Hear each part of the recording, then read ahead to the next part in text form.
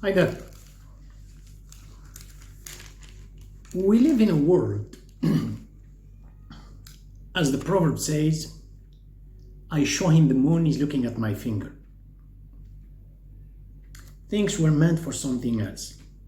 But we are occupied, preoccupied by futilities. Giving an example, a man going to the supermarket, he's going to do his shopping to buy potato, tomato, cranberry juice, orange juice he's going to buy.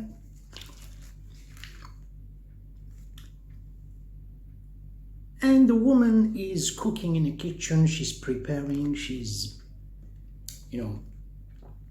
breaking the eggs, and frying, some kind of mashed, French fries, and maybe she's boiling something. She's putting something in the oven, and to prepare that dinner for the family. Why you bother? Why don't you just buy it ready to go? Just call restaurants, they're going to deliver, someone is going to come with a bicycle to deliver to you the food, and that's it. Why you have to bother to go to the supermarket to buy? And a woman, she has to cook, to prepare, to put all these ingredients. Is it salty? Is it sweet, whatever? Well, as I said earlier, we live in a world, I show him the moon, he's looking at my finger. A man failed to understand that going to the supermarket to buy, actually, every step of an action is dead. It dies right away. Action dies, but something is left. And we don't pay attention to that.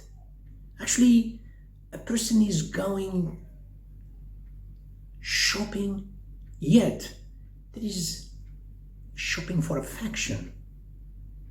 There is generosity, there is concern, there is responsibility, there is tenderness, there is sympathy, there is empathy, and keep going, that are all resulted in his heart behind those actions. So he comes with a big bag, and that bag, you call it the recap of love for the family. The magnetic field of togetherness. That's what it means, a family. So, on the other hand, a woman is there breaking those eggs, you break them. Actually, she opened the secret of generosity, of affection. She's boiling, for instance, she's boiling something, the eggs, or she's boiling whatever, to get something evaporated in a house. There is affection on her side, generosity, tenderness, sympathy, empathy, concern for the family. The family was eating before they put the food on the table. They were all eating already. They were all. What is on the table? It's just the climax. It's the epitome of what they had, both of them, in their hearts. So they come, and then the smile. So these are the actions. Actions were not meant for themselves. They were meant for what is resulted as a residue, repercussions in our hearts, in our minds. Now, a relationship between man and a woman. When you say, I have a ruler and I have the head of a woman next to me, and I caress her with the ruler. That's a pen, but I have a ruler next to me, I'm caressing her head. Is it the same as I touch her with my hand? Of course, it's not the same. That physical encounter between man and a woman, what is it for? Well, it wasn't for the climax. What I mean by the climax is the orgasm. Well, that's resulted. But what is along the journey? Along the journey, there is something Those kisses, those hugs, caressing, there was something was meant in a person's heart. Something is resulted. The last epitome, or I should say the climax, it's just the last results of love. I'm talking about what is resulted as, orgasm in both of them. So those actions, the sweet kisses and caressing and cuddling, it's the same thing, and those whatever caressing and kisses and hugs, they were meant for something. So what is resulted at the end, this is what is the package of love. Now, when we speak about a pregnancy is a woman carrying another life in her womb, in her uterus. 9 months, 6 months, 7 months, whatever, prematurely speaking. I don't talk about exceptions with the prematurely delivered. I'm talking about 9 months. And then a woman pushes the baby is outside. Now, when I ask someone and I say, I'm talking about those who refuse to have this, who refuse to conceive,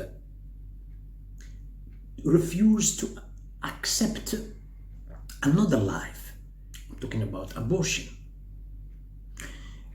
I'm not talking about exceptions when woman had already baby, the second one she doesn't want to have a baby, whatever. I'm talking about youngsters. Have you ever experienced it? When they speak people, human being in general, this is our weakness. We speak about a situation we have never experienced. And we say, no, I know how it is, I don't want. That's something, it is really strange, weird, bizarre. You cannot. You're lying to yourself. Person who speaks about the future, he doesn't know. The future, that has to do with the time in the future. When we speak about the time, the involvement of our sentimental emotions, and I say, I know how it's going, that's you are lying to yourself. You don't know about that. Situations in the future, you can enter the future with your good intention and prayers if you are a believer. You can enter that. But to speak, you anticipate your emotion, your sentimental emotions in the future, you are exaggerating. That's not true. You are feeding yourself something that's not a good information. When it comes to space, you have never stepped in and you speak about it. That's an exaggeration. If you speak about the time, that has to do with the involvement of our emotions, and you say, yes, I know how it feels, that's an exaggeration. If you speak about the manner as well, you don't know it. You cannot speak about this. The person who is really sincere with himself or herself, say, I don't know. Okay, if we agree that we don't know, now here we can open the door and we can discuss. If you say, I know, the person has no discussion anymore. I said pregnancy, and then a baby is delivered. Look at this, just an example. You see this baby here? He's not crying. By the time I delivered the baby, there was something in the breast of women, breast, there's a milk. Consider this milk is in the toes, in the feet, in your feet. You are reading here a magazine, watching a TV, and you are feeding the baby with your toes. Ask you a question. How does it sound? How does it feel? I know that's strange, and someone is like, this is obnoxious. This is ridiculous. What is this? You feed the baby with your toes, you give him in his mouth, and you feed. Well, I understand. We're just, speculating something. So, why the milk is not in my toes, it is here, in my breast? Well, here the question mark might arise. There I touch something with my toes that I don't need, I don't like, I want to throw. Here has to do with,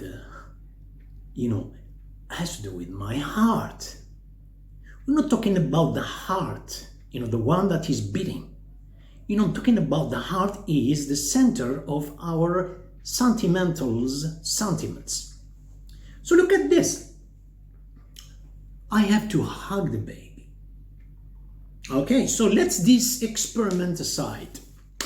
I have a package or I have a free weight. Now, before I pick up the package, do I need muscles to pick up the package? Yes, I do. Of course, I need the muscles to pick up the package. Now, which one before I take the package from one place to another, displace the package from one place to another? Which one is first, the contraction of the muscles or the moving of the package or the lifting of the package? We don't need to waste the time. Okay, the contraction of the muscle is first, no, the package is first. Each one needs the other. I cannot lift the package without the contraction of the muscles, and also the package cannot move without the contraction of the muscles. The muscles, they need the package as well to be contracted. So they are simultaneously, they happen together at the same time. Now, if I do this, I go to the gym and I exercise, am I going to develop my muscles? If I did it one time, twice, repeatedly, of course, you will have results in your body. There are results you cannot be. You want to, for instance, plant a tree. You want to plant a tree. You planted it in the external world, outside world, objective world, call it whatever you want. It's here as well. The repercussion is in your biceps, deltoid, pectorals, all muscles that participated in this action. It's reciprocal. I mean, the contrary is indeed evident. If you want to lift a package that has dynamite and you want to throw that on people, it's not a joke actually, this is what's happening these days. When the dynamites are here, you don't see them today. Of course you don't see them, you will see them. It's not our topic about the, what's, how, when, what is karma. So, now, getting back to the baby. The baby, when he's born, there is something here, I said, in the breast of a woman, that's the milk. She's nursing the baby. Our topic is not whether you nurse baby or you don't nurse him. This is not a topic. These kind of discussions are very sensitive topics, and I'm just getting to something, one point. What does it represent here? Talking about this. Look, what is this milk? It's a milk, vitamins and this, that's it. The milk represents you are, leaning towards the baby to pick him up. Okay, look at yourself, the way, what you're doing here? The same thing we spoke about the package or lifting the free weight. You have muscles resulted in a body. Here you have affection. That milk represents affection. That milk represents generosity. That milk represents tenderness. That milk represents sympathy, empathy. Keep going. Have you experienced this before when you say, no, I know how it feels? Have you experienced it? No, you haven't. You cannot speak about something you don't know. This is what we do in our life. We are anticipating feelings. We are pre-programming feelings. And we are closing the doors, and then we say, why we have this stress? We create a curriculum, we think that it's a program, and the program becomes a system, and the system becomes systematic, that will characterize our emotions, that we become centered in a nexus, in a work nexus, it's a nexus of a labyrinth or a maze, and then we say, I feel like I'm bored.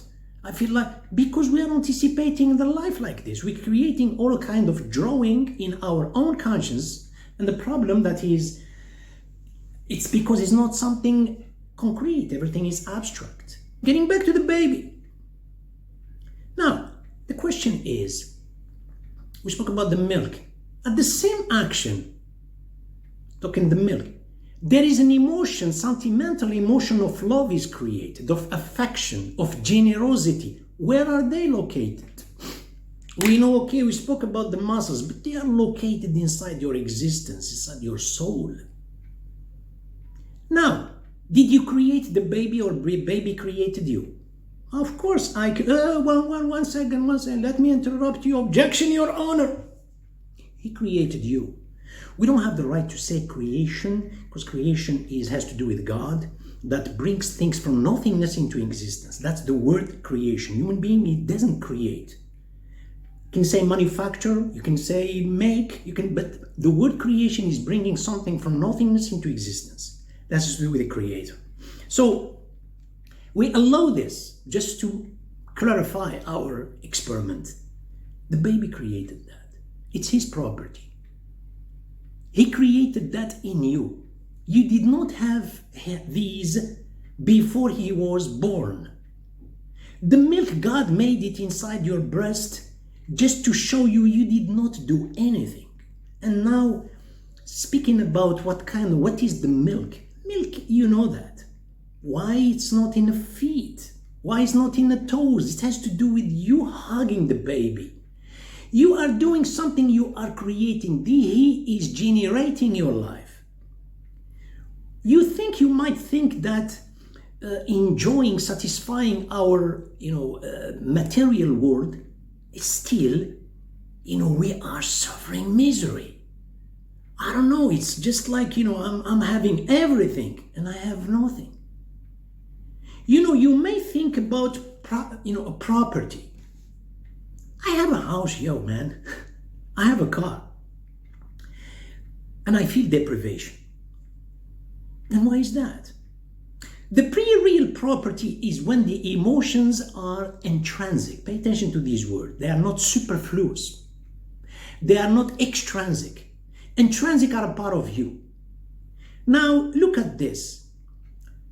I'm talking about how I feel towards the baby. What the baby is creating inside me by me leaning towards the baby. Look at, the circle. You don't have words. Enough words to describe this. The person who knows how to describe is the one who is experiencing this. I haven't experienced it. I experienced something from a distance. But a woman can tell you that. Now, getting back to what's going on about the abortion, disregarding, excluding situations where and when a girl is raped. I'm not talking about these cases. I'm not legitimizing. I'm not giving anything. I am not on such a level to speak about this. These are religious people, and this is the law, it's not me. I'm talking to an individual person. We know some men are sex exploiters. It's very, that's real. Highlight these words. They are really sex exploiters. They don't care. If he cares, he should take care of the baby. In other words, it's not just hit and run. This is what I'm talking. Now that I don't care and being irresponsible, and especially if they are together, complicit, that's a disaster. Now, you hear these words, this is what's going on in the world, everywhere. Question, I would like to ask this question. If you want to have an abortion everywhere in the world, some countries, they prohibit that. Still, you can go and have it. Clandestinely, you can have it. Giving you the example of Muslim countries. This is against the law, prohibited. Still, you can have it. They do it clandestinely. Do this, I'm telling you. In those Western countries, even if it's just go to from one neighborhood, one state to another, or one district to another, you can have it. But why people, they go outside to gather in multi big population, they go outside to scream, to fight for this legitimacy. As I said, you want to do it, go ahead and do it. But why they do this? You know, I'm sorry, I'm not pointing my finger. I'm talking to brothers and sisters everywhere in the world. I've lived in different countries. And it's not because I'm pointing a finger, but I tell you, we live in our life certain things, say consciously, there is something unconscious. We act on a preconscious level, we don't know about that. I feel certain guilt in my life. I feel the guilt. And I want to go outside to demonstrate and say, and if I find the government, they're going to legitimize something, I'm going to feel, but I'm not going to feel okay. This is the guilt is inside me. The guilt is not something that the government, you were born with good and evil. I'm talking about the person, just say, you know, what your life is, you are giving life. You are creating life. Life is creating you from the baby. You don't know. You don't know what kind of joy. You know, woman is when she's giving, like delivering a baby, she's sweating and screaming, sweating.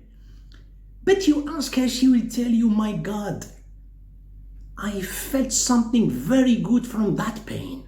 I don't know, I haven't experienced it, but I'm saying, you know, I felt something. Life was inside me, and then life is outside me, and then it comes back to my arms. Now, when you have, as I said, excluding cases where situations are, you know, a woman was raped, a woman was, and the time to do it, in other words, 2 or 3 weeks, 4 weeks, whatever. There are cases where, and you know that, everybody knows it, reach 2, 3, 4 months. In United States, can reach probably 5 months. What do you call this? I'm not talking about past. I'm talking about future.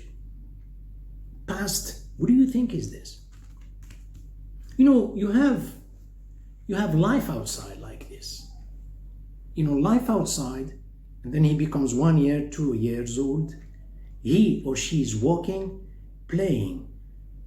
Have you experienced it? You haven't experienced it. Don't say, no, I don't, that's a big response. Don't say that. You're lying to yourself. That baby who's going to walk outside is buried somewhere. You know, the problem is, as I said earlier, the proverb says, I show him the moon, he's looking at my finger. Another proverb says, the minds are like parachutes. They function only when they are open. If they are not open, it's free fall. You know, if the whole world, they're going to legitimize something, and me, this baby, that was a drop of sperm, and then developed, I have that life. Buried where? Where is it buried? You know, could possibly they throw the fetus, they throw in a hospital or clinic, or they have all ways of getting rid of this. But yet, me, when I go back home, I carry that. Where is this cemetery? I'm carrying that in my own subconscious. It's in your own subconscious. I'm not talking about the past. I'm talking about, think about the future. Be careful of the world. The world they legitimize today, there's no such kind of logic, common sense. Governments, you know, these are, you know, like interests. It's international interest. It's not such a thing. I'm talking about myself, how I feel. I don't care about the government. They say they're legitimate. This is how you feel. Now, last words. Those remorse of conscience, excuse me. Not having remorse of conscience, that's totally not normal. Not normal. You have friends. You know, they're friends. Some of them are friends, very good friends. I doubt it. Friends that gonna camouflage and caress the magma.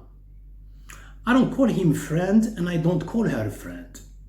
Even if brother, I don't call him a brother and I don't call her a sister. The one who's gonna camouflage or caress my magma, the magma. No, I would say one thing. The remorse of conscience, they are very healthy impulses. They pop up to the surface of the conscience. Healthy, very good reason. Accept them.